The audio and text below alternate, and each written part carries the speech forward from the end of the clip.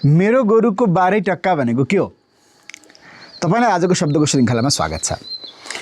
कसैले एउटै कुरामा अडिरहेर हठ गरिरह्यो, आफ्नो कुरा परिवर्तन गर्न मानेन भने त्यसलाई हामी भन्छौँ मेरो गोरुको 12 टक्का जस्तो गर्यो। यो उखान कसरी सुरु भयो होला यसबारेमा हामी विचार गरौँ। मुख्य कुरा त टक्का भनेको के हो भन्ने कुरामा हामी अलिकति चिन्तित हुन्छौँ। यो टक्का भनेको चाहिँ टका हो। संस्कृतमा टका शब्दको अर्थ एक प्रकारले धन पैसा भनेर हामी सुन्छौँ। हिन्दीमा पनि टका त्यसरी नै आएको छ।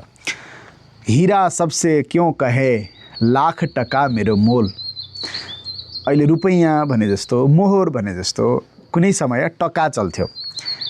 अब विचार गरौँ, तपाईँ हाट बजारमा पुग्नु भएको छ, त्यहाँ तपाईँ एउटा व्यक्तिलाई देख्नुहुन्छ जो गोरु बेच्न बसेको छ र ऊ के भन्छ, 12 टका भन्दा तल म मेरो गोरु दिन्न।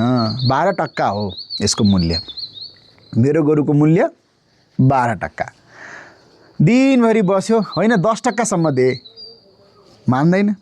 12 टक्का भन्दा तल दिन्न। यसरी दिनभरि बस्यो, अन्तिममा उसको गोरु बिकेन र फर्केर आयो।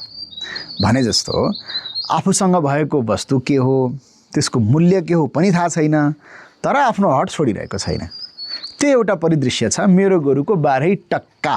टक्का शब्द छ, टक्कासँग मिल्ने टका आदि शब्दहरू हामीले सुनेका छौँ।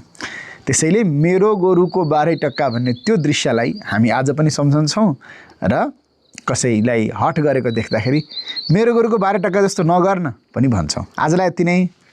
नमस्कार।